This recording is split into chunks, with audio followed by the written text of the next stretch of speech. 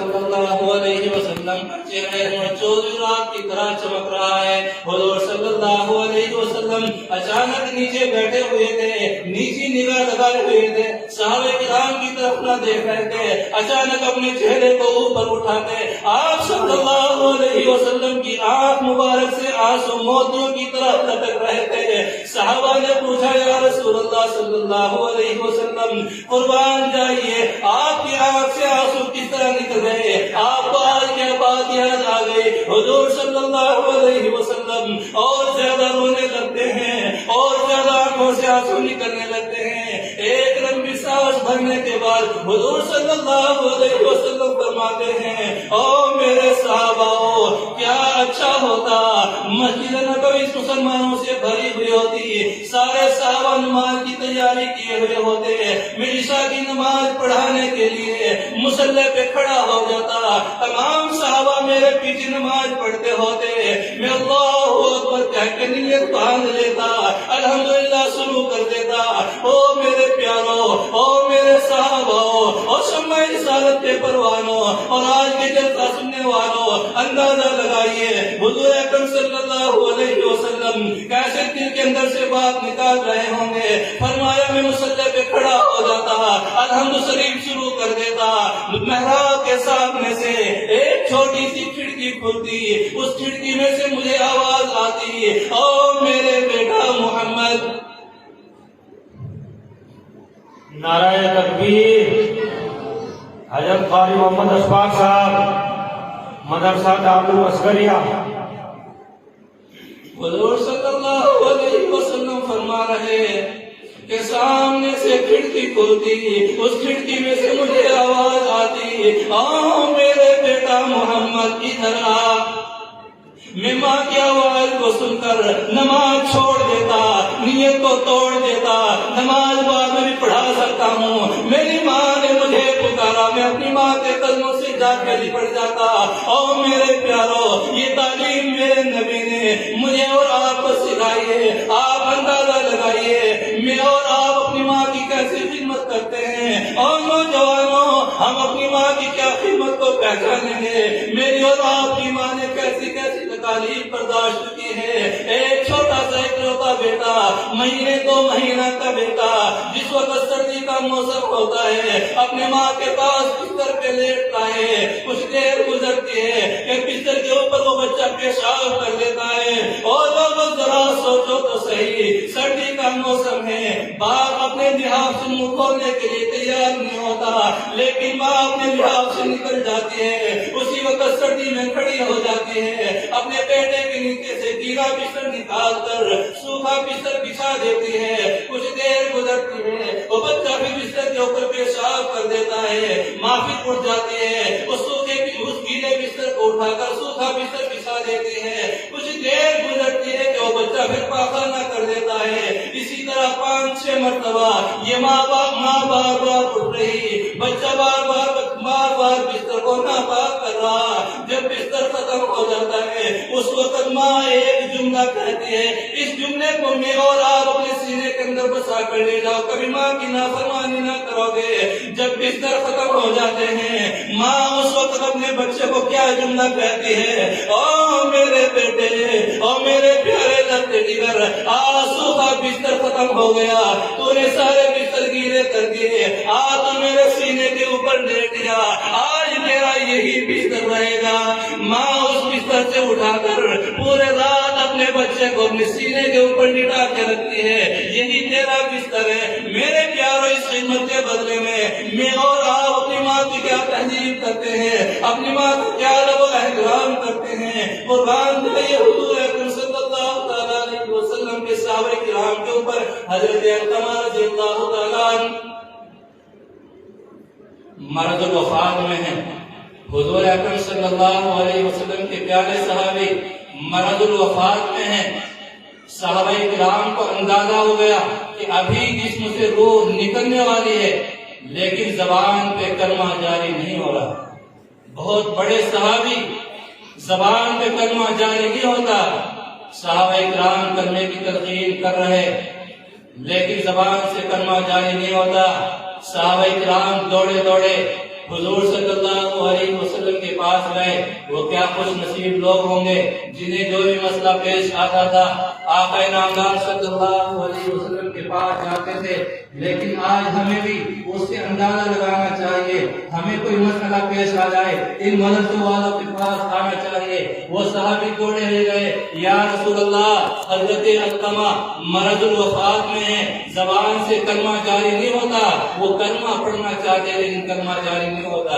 حضور صلی اللہ علیہ وسلم صحابی کے پاس آتے ہیں اور میرے پیارے علقمہ کلمہ پڑھو، لیکن کلمہ زبان سے جاری نہیں ہوتا۔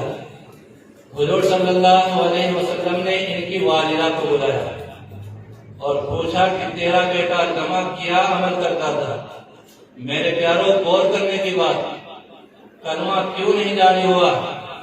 ماں نے فرمایا، یا رسول اللہ صلی اللہ علیہ وسلم میرا بیٹا بڑا دیندار تھا، تہجد گزار تھا، 5 وقت کا نمازی تھا، روزے رمضان کی بھی رکھتا تھا، نفلی روزے بھی رکھتا تھا، لیکن ایک کمی تھی، بیوی کی بات پہ لبیک کہتا، میری بات کو ٹھکراتا تھا۔ ہم میں سے بھی آپ اندازہ لگا سکتے ہیں کون اپنے دوست کی بات پہ لبیک کہتا ہے، اپنی بیوی کی بات پہ لبیک کہتا ہے، ماں کی بات کو ٹھکراتا ہے۔ حضور صلی اللہ علیہ وسلم نے فرمایا، اے علقمہ کی والدہ تم اپنے بیٹے کو معاف فرما دو۔ فرمایا اس نے میرا دل دکھایا، میں اسے معاف نہیں کروں گی۔ حضور صلی اللہ علیہ وسلم نے صحابہ کو حکم دیا کہ ایندھن اکٹھا کیا جائے، علقمہ کو آگ کے اندر جلایا جائے گا۔ ہمارے نبی سچ بولتے تھے، کبھی جھوٹ نہیں بولا۔ علقمہ کی والدہ کو یقین ہو گیا، میری آنکھوں کے سامنے میرے بیٹے کو جلاؤ گے؟ ہاں علقمہ کی ماں، تیری آنکھوں کے سامنے علقمہ کو جلایا جائے گا۔ اگر یہاں نہیں جلانے دو گی آخرت میں جلنا پڑے گا، اس لیے کہ تو ناراض ہے۔ جس کی ماں اپنے بچے سے ناراض ہوتی ہے جہنم میں جلنا پڑتا ہے۔ علقمہ کی ماں نے کہا، اچھا اگر یہ بات ہے تو تم گواہ رہنا، میں اپنے بیٹے علقمہ کو معاف فرماتی ہوں۔ ادھر ماں نے علقمہ کو معاف کیا، علقمہ کی زبان پہ کلمہ لا الہ الا اللہ محمد رسول اللہ جاری ہو گیا، روح نکل گئی، اللہ کو پیارے ہو گئے۔ میرے پیاروں، ماں کی خدمت اتنی بڑی اہم چیز ہے کہ اگر ہم عبادت کرتے رہے ماں ناراض، اللہ کے یہاں عبادت مقبول نہیں۔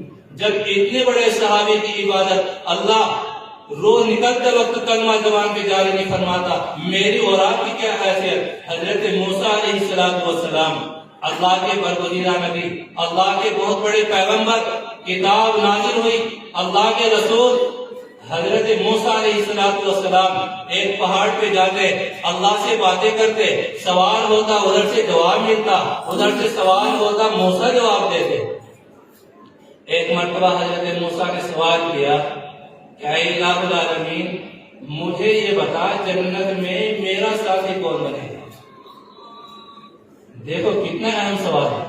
ادھر سے جواب ملتا ہے کہ اے موسیٰ فلاں شہر کے اندر ایک کسائی رہتا ہے، وہ گوشت کا کام کرتا ہے، جنت میں وہی تیرا ساتھی ہوگا۔ حضرت موسیٰ کے ذہن میں یہ بات آئی کہ میں اللہ کا اتنا بڑا نبی، اللہ کا اتنا بڑا رسول، اور جنت میں میرا ساتھی ایک گوشت بیچنے والا کسائی۔ لیکن آپ اندازہ لگاؤ یہ کسائی رسول کا ساتھی جنت میں کیوں بن رہا ہے؟ حضرت موسیٰ علیہ السلام دیکھنا چاہتے ہیں کہ آخر دیکھو تو صحیح، وہ کسائی جنت میں میرا ساتھی کس لیے بن رہا ہے؟ آخر ایسا کون سا عمل کر رہا ہے؟ حضرت موسیٰ علیہ السلام اسی وقت نکل جاتے ہیں، شہر کے اندر پہنچتے ہیں، اس دکان پہ پہنچ جاتے ہیں، دیکھتے ہیں کہ ایک آدمی بوسیدہ کپڑے، پھٹے ہوئے کپڑے پہنے ہوئے، بال بکھرے ہوئے ہیں اور گوشت کاٹ رہا ہے۔ حضرت موسیٰ علیہ السلام اس کسائی کے پاس چلے جاتے ہیں اور جا کر کے سلام کرتے ہیں، اور کسائی اور میرے دوست میں آج تیرے گھر پہ مہمان بننا چاہتا ہوں، اگر آپ اجازت دیں تو میں آپ کے ساتھ جانا چاہتا ہوں۔ یہ کسائی کہنے لگا اللہ کا شکریہ ادا کرتا ہوں، میرے گھر میں کوئی مہمان آئے تو میری تو قسمت ہی بدل جائے گی۔ یہ کسائی نہیں جانتا یہی اللہ کے رسول ہے، یہ کسائی نہیں جانتا یہی حضرت موسیٰ علیہ السلام ہے۔ حضرت موسیٰ علیہ السلام اس کسائی کے ساتھ ہو لیتے ہیں۔ یہ کسائی چلتے چلتے اپنے ایک تھیلے کے اندر کچھ گوشت کا لوٹا ڈال لیتا ہے، گھر میں پہنچتا ہے، سب سے پہلے جا کر کے اپنی ماں کی خدمت کرتا ہے، اپنی ماں سے پوچھتا ہے تیری کیا کیا ضرورت ہے، اپنی ماں کی ضروریات سے فارغ ہو کر کھانا تیار کرتا ہے، گوشت تیار کرتا ہے، شوربہ تیار کرتا ہے۔ حضرت موسیٰ علیہ السلام اس کسائی کو بار بار دیکھتے جاتے ہیں، یہ کسائی اپنی ماں کی خدمت کرتا جاتا ہے، گوشت تیار ہو جاتا ہے، سالن تیار ہو جاتا ہے، اور اس چورگے میں روٹی ڈال کے روٹی کو ملائم کر کے اپنی ماں کے منہ کے اندر ڈالتا جاتا ہے۔ ادھر ایک لقمہ ماں کے منہ کے اندر ڈالا جاتا ہے، ادھر ماں اپنی زبان سے کچھ کہتی ہے، حضرت موسیٰ علیہ السلام اس کہنے کو نہیں سمجھ پا رہے ہیں۔ دوسرا لقمہ کسائی نے اپنی ماں کے منہ کے اندر ڈالا، ماں نے پھر کچھ کہا، موسیٰ علیہ السلام سمجھ نہ پائے، آپ بالآخر یہ ایک لقمہ اپنی ماں کے منہ کے اندر ڈالتے جاتے ہیں، ادھر ماں دعائیں دیتی جاتی ہے، بالآخر یہ کھانے سے فارغ ہو جاتے ہیں۔ حضرت موسیٰ علیہ السلام اس کسائی سے کہنے لگے، او میرے بھائی، او میرے دوست، آخر مجھے بتا تو صحیح، یہ جو اس چولہے کے اندر پڑی ہوئی تھی یہ رشتے میں تیری کیا لگتی ہے؟ یہ کسائی کہنے لگا یہ میری ماں لگتی ہے۔ موسیٰ علیہ السلام کہنے لگے تم انہیں کھانا کھلا رہے تھے، ان کے ہونٹ مل رہے تھے، یہ آخر تجھے کیا کہہ رہی تھی؟ یہ کسائی رونے لگا، آنکھوں سے آنسو بہنے لگے اور یوں کہا، او میرے دوست مجھ سے یہ سوال نہ کر، میں خود شرمندہ ہوں۔ موسیٰ علیہ السلام بھی اپنے بال پہ اڑ جاتے ہیں، نہیں او میرے دوست مجھے آخر بتانا پڑے گا تیری ماں کہہ کیا رہی تھی، میں کچھ سننا چاہتا تھا لیکن میں سمجھ نہ پا رہا تھا۔ یہ کسائی آنکھوں سے آنسو بہانے لگا اور یوں کہا، آئے میرے دوست یہ میری بوڑھی ماں ہے، اسے کیا پتا جب میں اس کی خدمت کرتا ہوں یہ مجھے یوں کہتی ہے، اور میرے بیٹے تو نے میری بڑی خدمت کی ہے، میں تیری خدمت سے اس قدر خوش ہوں کہ اللہ تجھے جنت میں موسیٰ کا ساتھی بنا دے۔ یہ ہے ماں کی خدمت، یہ کسائی ماں کی خدمت کرتا ہے اور ماں دعا دے رہی ہے کہ تو نے میری بڑی خدمت کی، جنت میں اللہ تجھے موسیٰ کا ساتھی بنا دے۔ بھلا میں کہاں؟ یہ کسائی روتا جاتا ہے اور کہتا ہے بھلا میں کہاں؟ اور وہ اتنا بڑا برگزیدہ پیغمبر موسیٰ، اس کا مقام کس قدر اونچا نرالا، بھلا میرا مقام موسیٰ کے برابر کیسے؟ موسیٰ علیہ السلام رونے لگے اور یوں کہا، کسائی فکر نہ کر، اللہ نے تیری ماں کی دعا کو قبول فرما لیا۔ موسیٰ علیہ السلام میں خود ہوں، جس کے بارے میں تیری ماں تجھے دعا دیتی ہے وہی موسیٰ میں تیرے سامنے کھڑا ہوں۔ میرے پیارے ماں کا مقام ہوتا ہے۔ حضرت موسیٰ علیہ السلام پہاڑ پہ جاتے ہیں، اللہ سے باتیں کرتے ہیں۔ ایک مرتبہ حضرت موسیٰ علیہ السلام پہاڑ پہ جاتے ہیں، ادھر سے اللہ کی طرف سے آواز آئی، اے موسیٰ ذرا سنبھل کے آنا، اے موسیٰ ذرا سنبھل کے آنا۔ حضرت موسیٰ چونک گئے، اس سے پہلے کئی مرتبہ میں اس پہاڑ پہ آیا، کبھی مجھے یہ نہ کہا گیا کہ سنبھل کے آنا، آج ایسا کون سا خطرہ آ گیا؟ اللہ کی طرف سے آواز آئی، اے موسیٰ جب تو میرے پاس بات کرنے کے لیے آتا تھا تو گھر میں تیری بوڑھی ماں مصلی بچھا کے بیٹھ جاتی تھی، اپنے دوپٹے کا دامن پھیلاتی تھی۔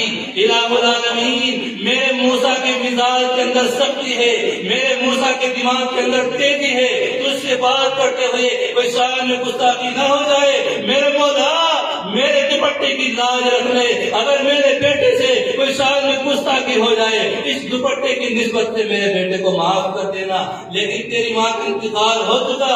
موسیٰ اس لیے کہہ رہا ہوں کہ پیچھے دعا دینے والی کوئی ماں موجود نہیں ہے۔ میرے پیارے یہ ہوتی ہے ماں، جس وقت آپ صبح کو کام کے لیے نکلتے ہو، ٹفن ساتھ لے کے جاتے ہو، اس وقت تو اپنی ماں کے ساتھ بولے نہ بولے، لیکن ماں دامن پسار کے کہتے مولا میرے بیٹے کی حفاظت کرنا۔ میرے پیارو، آپ اندازہ لگاؤ، جس وقت آپ گھر سے نکلتے ہیں اپنی ماں سے پوچھ کے جانا، ماں میں کام کے لیے جا رہا ہوں، میں بازار جا رہا ہوں، میں مارکیٹ جا رہا ہوں، میری ماں میرے تو بہت سارے کام ہیں، تو بھی کچھ کام بتا دیا کر، تیرے لیے کیا سامان خرید کے لاؤں۔ اس کی بھی ہزار آرزویں ہیں۔ ماں کبھی تم سے سامان نہیں منگائے گی، کہے گی بیٹا تو حفاظت کے ساتھ واپس آ جانا، بس یہی میری خدمت ہے۔ حضور اکرم صلی اللہ تعالی علیہ وسلم نے ماں کی بڑی بڑی خدمات انجام دینے کے لیے کہا۔ ایک آدمی اپنے ماں باپ کے ساتھ زندگی گزارتا ہے، لیکن جب شادی ہو جاتی ہے یہ اپنے ماں باپ کو چھوڑ کر اپنی بیوی کے ساتھ سعودی رہنے لگتا ہے۔ جب سعودی رہنے لگا، کئی سال گزر گئے، ماں کی طرف خط بھی نہیں بھیجا، ماں کے لیے کوئی روپیہ پیسہ بھی نہیں بھیجا، کئی سال گزر گئے، ماں کی یاد نہ آئی۔ ایک مرتبہ حج طواف کرتے کرتے ایک اللہ والے سے بات کرنے کا شرف حاصل ہوا، اور اس اللہ والے سے یوں کہا کہ اے اللہ والے، میں کئی سال سے برابر عمرہ کر رہا ہوں، میں کئی سال سے حج کے لیے آتا ہوں، لیکن میرے دل پہ کوئی ایسا تالا لگا ہوا ہے، نہ میرا حج کرتے ہوئے دل لگتا، نہ عمرہ کرتے ہوئے دل لگتا، نہ گھر میں دل لگتا، نہ بیوی کے ساتھ دل لگتا۔ اس اللہ والے نے یوں کہا کہ ایسا محسوس ہوتا ہے کہ تو نے کسی کا دل دکھا دیا ہے، ایسا محسوس ہوتا ہے کہ تو نے کسی کا دل دکھا دیا ہے۔ اس نوجوان کو فوراً اپنے ماں باپ یاد آئے اور یوں کہا کہ ہاں اللہ والے، کچھ سال گزر گئے، میں اپنے ماں باپ کو تنہا چھوڑ کے آیا تھا، میری ماں باپ کی خدمت کرنے والا کوئی نہیں تھا، مجھے آج یاد آ گیا کہ میں نے اپنی ماں کا دل دکھا رکھا ہے۔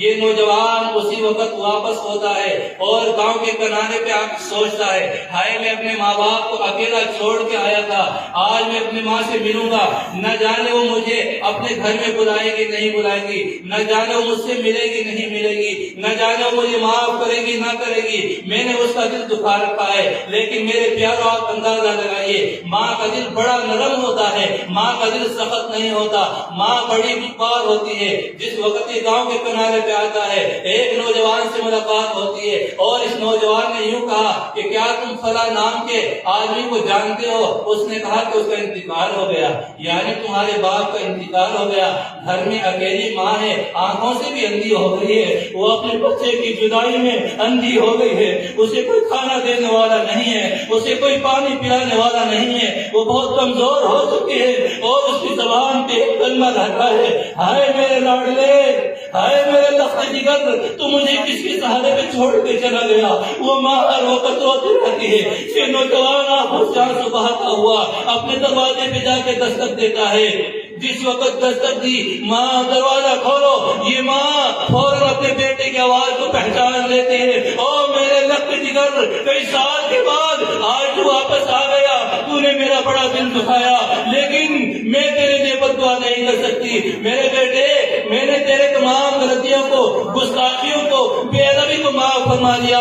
بیٹے، میں آنکھوں سے اندھی ہو گئی ہوں، لیکن میں تجھے دیکھنا چاہتی ہوں۔ میرے بیٹے، اے میرے نوجوان، اے میرے لخت جگر، اب میں تجھے آنکھوں سے نہیں دیکھ سکتی، لیکن میرے سینے سے چمٹ جا، میرا سینے کے اندر کچھ جان آ جائے گی۔ جو ہونٹ خشک ہو چکے تھے اپنی بیٹی کی تعریف کرتے ہوئے، ان پہ تری محسوس ہونے لگی۔ جو آنکھیں آنسوں کی وجہ سے خشک ہو چکی تھی، خوشی کی وجہ سے جھوم جاتی ہے اور یوں کہتی ہے، او میرے بیٹے، تو نے کئی سال ہو گئے مجھے اکیلے کو چھوڑ دیا تھا، تیرا باپ، تیرا باپ، تیرا بیٹا کہنے کے پکارتا رہا، اپنے بیٹے کو کہتے کہتے اس دنیا سے رخصت ہو چکا۔ آ میرے بیٹے، میرے سینے سے لگ جا، اے میرے دل بہار کہ تجھ سے راضی ہوں، تم مجھ سے راضی ہو جا۔ میرے پیارو، آج نوجوانوں، میں تمہیں ترس دیتا ہوں۔ آج اگر کسی نے اپنی ماں کا دل دکھا رکھا ہے، آج اپنے گھروں میں جا کر کے ماں سے چپٹ جانا، ماں مجھ سے گستاخی ہو گئی تھی، ماں میں نے تیرا دل دکھایا۔ میرے پیارو، آپ اندازہ اندازہ لگاؤ ماں کا مقام کس قدر اونچا اور بلند ہوتا ہے۔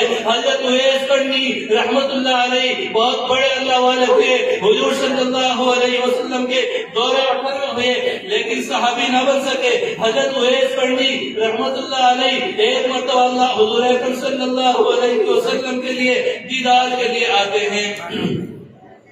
حضور صلی اللہ علیہ وسلم کا دیدار کرنے کے لیے مدینے میں آتے ہیں، لیکن حضور صلی اللہ علیہ وسلم وہاں تشریف فرما نہیں تھے۔ کچھ دیر گزری، حضرت اویس کرنی رحمت اللہ علیہ کہنے لگے، اور صحابہ مجھے اپنی ماں کی خدمت کرنی ہے، گھر میں کوئی ماں کی خدمت کرنے والا بندہ موجود کوئی نہیں، میں واپس جاتا ہوں۔ صحابہ نے کہا، او اویس، حضور صلی اللہ علیہ وسلم آئے گے، آپ ان کا دیدار کر کے چلے جانا۔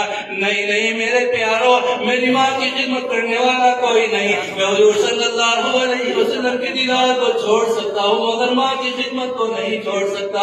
اور میرے پیارو آپ اندازہ لگاؤ، وہ حضور صلی اللہ علیہ وسلم جس کے دیدار کے لیے کافر بھی تڑپا کرتے تھے، یہودی بھی تڑپا کرتے تھے، تمام مسلمان تڑپا کرتے تھے، اویس بھی تڑپ رہے تھے، لیکن ماں کی خدمت کی وجہ سے نبی کا دیدار چھوڑ دیا۔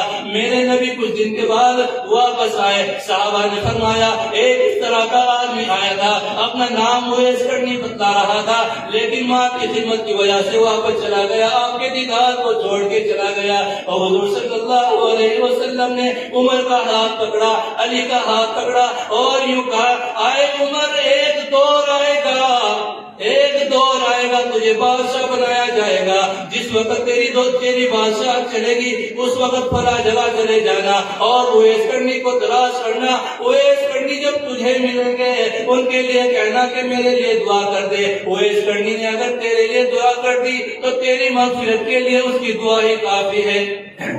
یہ صرف ماں کی وجہ سے اتنا بڑا مقام ملا۔ حضرت عمر وہ صحابی رسول ہے جس کے بارے میں آقا نے فرمایا، اگر میرے بعد نبوت کا دروازہ کھلا ہوتا تو میرے بعد نبی عمر کو بنایا جاتا۔ اتنے بڑے صحابی کو اللہ کے رسول صلی اللہ علیہ وسلم فرما رہے کہ اویس کے پاس جانا، اپنے لیے دعا کرا لینا۔ حضرت عمر فاروق رضی اللہ تعالیٰ عنہ اور حضرت علی رضی اللہ تعالیٰ عنہ تلاش کرتے کرتے اویس کرنی کے پاس چلے گئے اور اویس کرنی اونٹ چلا رہے تھے۔ فرمایا، اے اویس، اللہ کے نبی نے تمہاری تعریف فرمائی، تم ہمارے حق میں دعا فرما دو۔ اویس کرنی سے دعا کرا رہے عمر فاروق، اور حضور صلی اللہ علیہ وسلم نے یہ اشارہ فرمایا، اگر اویس پوری دنیا کے لیے اس وقت ہاتھ اٹھا کر دعا مانگ لے تو پوری دنیا کی مغفرت ہو جائے۔ میرے پیارو، اپنی ماں کے مقام کو جانو، اپنی ماں کے مقام کو پہچانو، سچے دل کے ساتھ یہاں سے نیت کر کے اٹھنا۔ آج سے پہلے ہم نے اپنی ماں کا دل دکھایا، لیکن آج کے بعد انشاءاللہ اپنی ماں کا دل نہیں دکھائیں گے۔ اللہ رب العزت مجھے بھی آپ کو بھی کہنے سننے سے زیادہ عمل کی توفیق عطا فرمائے۔ وآخر دعوانا الحمدللہ۔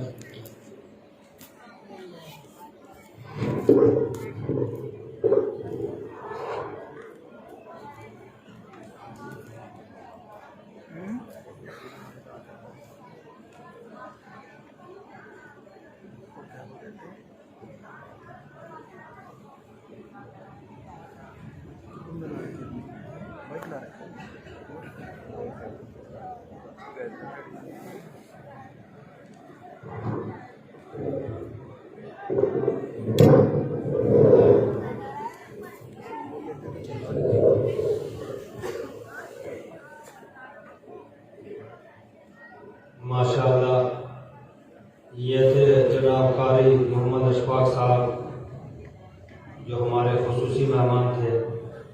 ماشاءاللہ آپ لوگوں کو دیکھ کر کے بڑی خوشی